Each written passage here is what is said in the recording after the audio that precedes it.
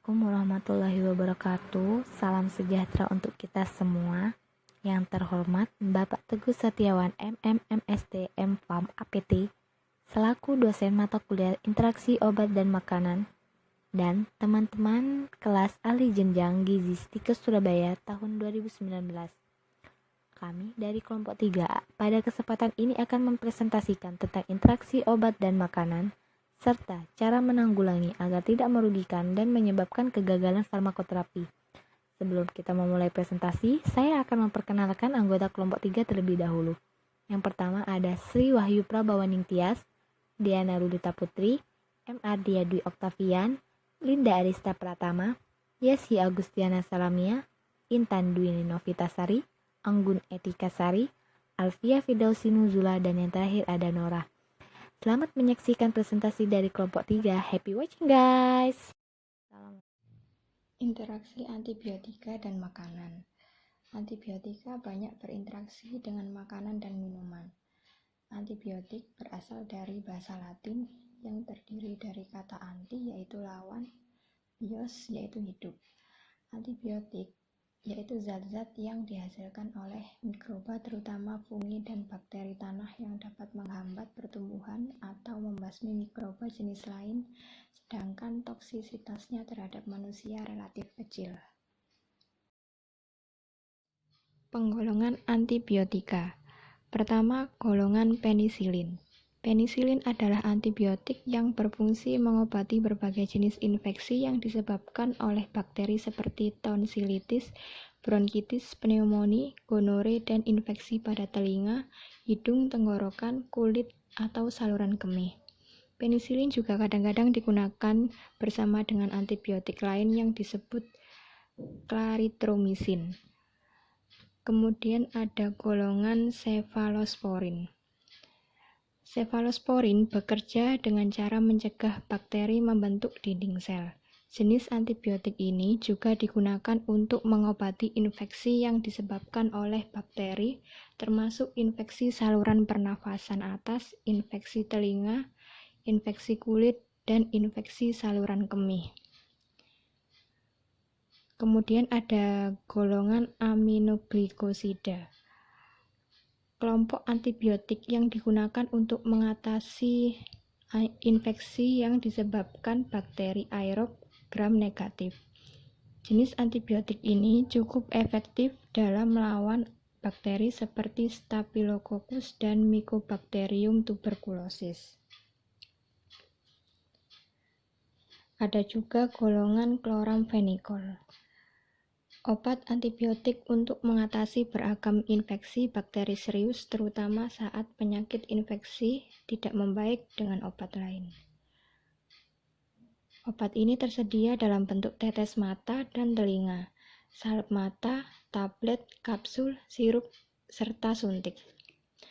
Chloramphenicol bekerja dengan cara membasmi bakteri penyebab infeksi atau memperlambat hingga menghentikan pertumbuhannya. Kemudian ada tetrasiklin, digunakan untuk mengobati berbagai infeksi bakteri pada kulit, usus, saluran pernapasan, saluran kemih, alat kelamin, kelenjar getah bening, dan sistem tubuh lainnya. Jenis antibiotik ini sering digunakan untuk mengobati jerawat yang parah atau penyakit menular seksual seperti sifilis, gonore, atau chlamydia.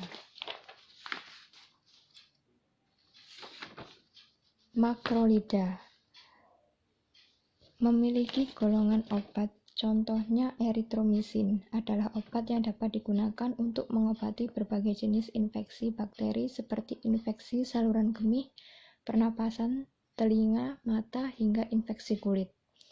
Obat ini juga dapat digunakan untuk mencegah kambuhnya serangan demam rematik pada mereka yang memiliki reaksi alergi terhadap antibiotik penisilin atau sulfonamida. Rifampicin, antibiotik yang dihasilkan Streptomyces mediterranei, berkhasiat bakteriostatik terhadap Mycobacterium tuberculosa dan lepra. Kemudian asam fusidat dihasilkan oleh jamur yaitu Fusidum coccineum. Khususnya dianjurkan pada radang sumsum tulang, biasanya obat ini dikombinasi dengan eritromisin dan penisilin. Golongan linkosamida. Obat ini digunakan untuk terapi penyakit infeksi serius yang disebabkan oleh bakteri tertentu. Linkomisin bekerja sebagai bakterisid dengan cara membunuh atau menghentikan pertumbuhan bakteri yang sensitif terhadap linkomisin. Quinolon adalah antibiotik sintetik yang digunakan untuk mengobati infeksi bakteri seperti infeksi saluran kemih, infeksi kulit, infeksi mata, infeksi telinga, sinusitis, bronkitis, pneumonia, radang panggul, hingga infeksi menular seksual seperti gonore. Di sini saya Intan Yuna Firtasari akan mempresentasikan tentang interaksi penisilin dan makanan. Penisilin ini adalah golongan obat antibiotik yang kita gunakan dengan resep dokter saat kita mengalami peradangan. Adapun jenisnya, di sini saya akan menjelaskan 3 jenis, yaitu amoxicillin, ampicillin, cloxacillin.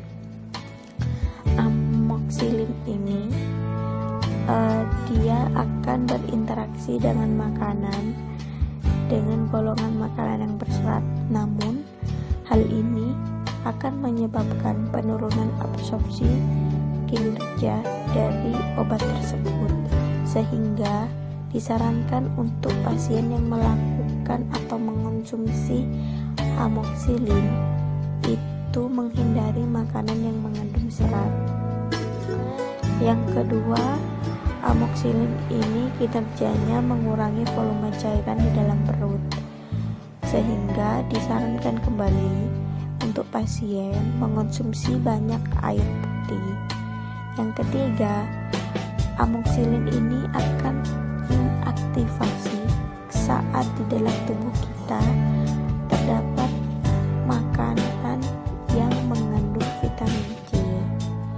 Dan kembali pun cara penanggulangannya, pasien diharapkan tidak mengonsumsi makanan yang mengandung vitamin C. Yang kedua dan ketiga memiliki sifat yang sama terhadap interaksi makanan.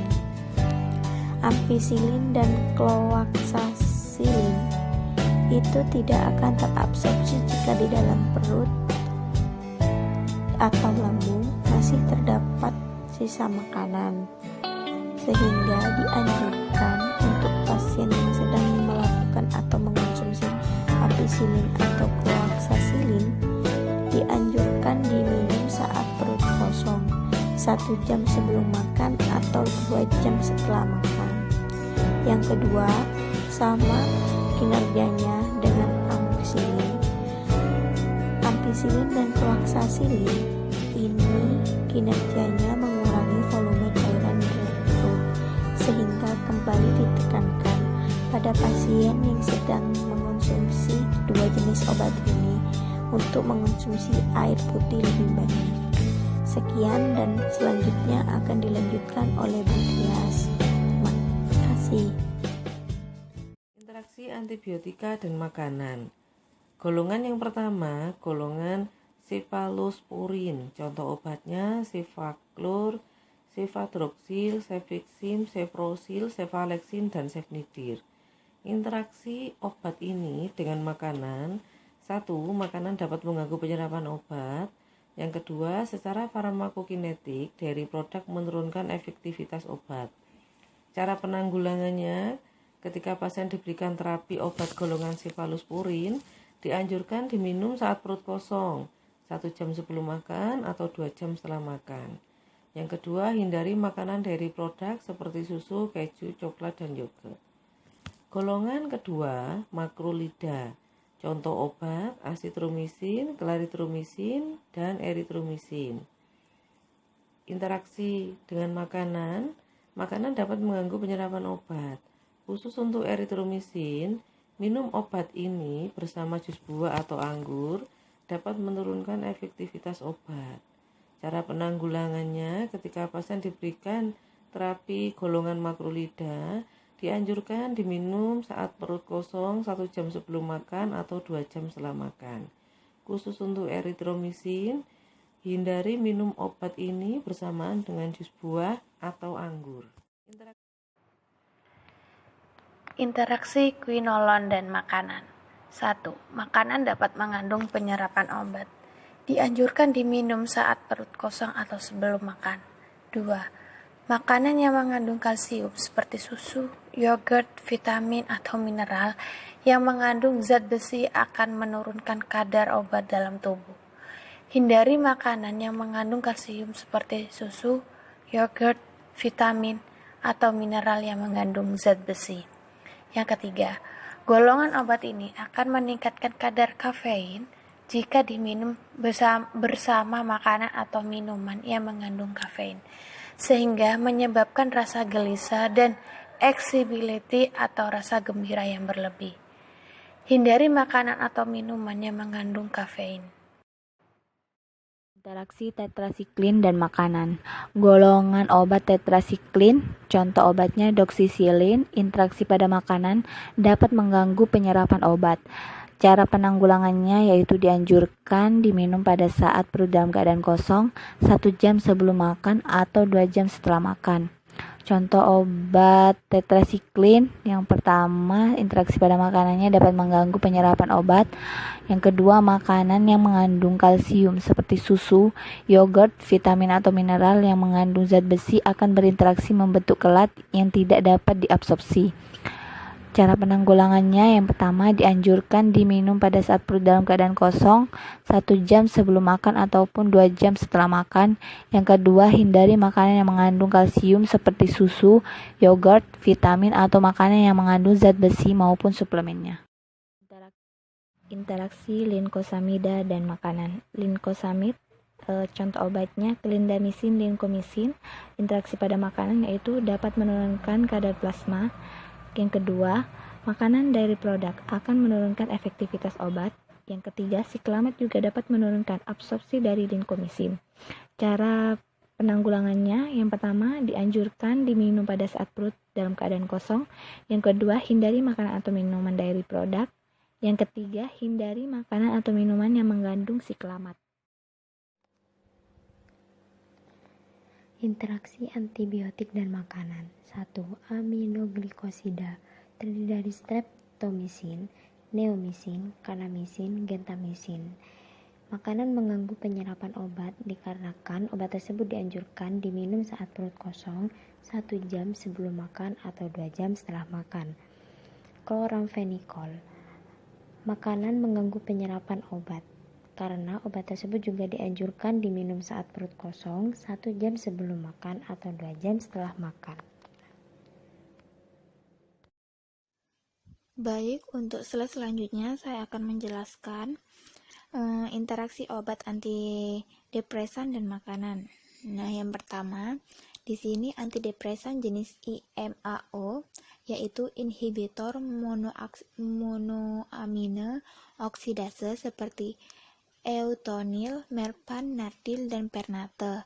Sedangkan untuk bahan makanan, bahannya yaitu bahan olahan dari keju, makanan daging, dan ikan yang lama disimpan di freezer, alkohol, acar, kecap, dan tahu tempe, alpukat, pisang, coklat, kopi, dan minuman bersoda. Untuk mekanisme interaksinya, makanan disimpan mengandung tiramin. Nah, tiramin itu sendiri dimetabolisme oleh MAOA sehingga pada penggunaan obat-obatan inhibitor MAO, metabolisme tiramin itu sendiri bisa menghambat dan bisa menyebabkan terjadinya hipertensi dan lain-lain. Efek yang ditimbulkan seperti hipertensi, sakit kepala, gangguan pada jantung, mual, muntah, dan pusing.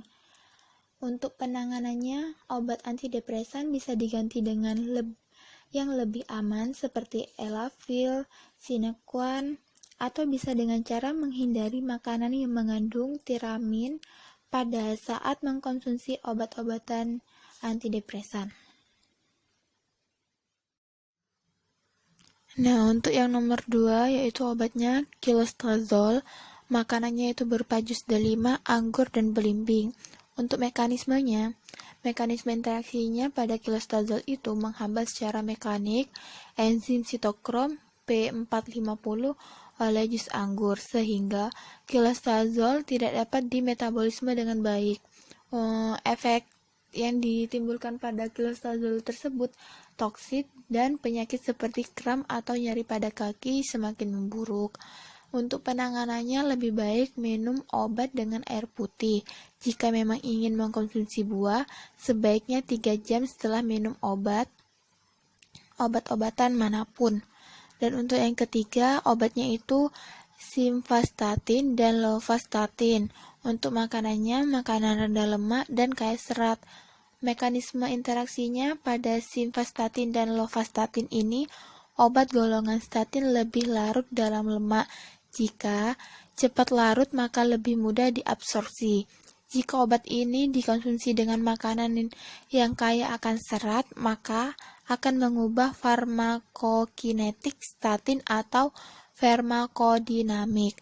Lovastatin jika dikonsumsi dengan makanan yang kaya serat dan rendah lemak, absorpsinya akan menurun. Efeknya itu mengurangi efek farmakologis dari obat golongan statin. Untuk penanganannya diminum 2 jam setelah makan. Di sini ada 3 jenis obat, yaitu propanolol, theophylline, dan captopril. Untuk propanolol akan berinteraksi jika dikonsumsi dengan makanan tinggi protein yang akan menyebabkan hipotensi. Untuk menghindari itu, maka hindari konsumsi obat propanolol dengan makanan tinggi protein. Dan untuk theophylline akan berinteraksi jika dikonsumsi dengan makanan tinggi protein juga, yang akan menyebabkan penurunan efek farmakologis theophylline. Untuk menghindari itu, hindari konsumsi makanan tinggi protein dengan theophylline secara bersamaan, atau dapat juga diberikan jarak untuk konsumsinya. Setelah itu captopril akan berinteraksi jika dikonsumsi dengan makanan karbohidrat dan protein tinggi, yang akan menyebabkan efek farmakologis berkurang. Untuk menghindarinya sebaiknya dikonsumsi 1 jam sebelum makan atau 2 jam sesudah makan. Obat warfarin tidak dianjurkan dikonsumsi bersamaan dengan makanan yang mengandung vitamin K. Sedangkan cranberry juice atau disebut dengan flavonoid dapat menurunkan efektivitas warfarin dan efek toksik karena banyak mengandung obat bebas di dalam darah. Maka dari itu, hindari konsumsi warfarin dengan makanan yang mengandung vitamin K dan cranberry juice. Demikian presentasi dari kelompok kami, semoga bisa bermanfaat dan menambah wawasan kita semua. Terima kasih telah menyimak dan mengikuti presentasi ini. Assalamualaikum warahmatullahi wabarakatuh.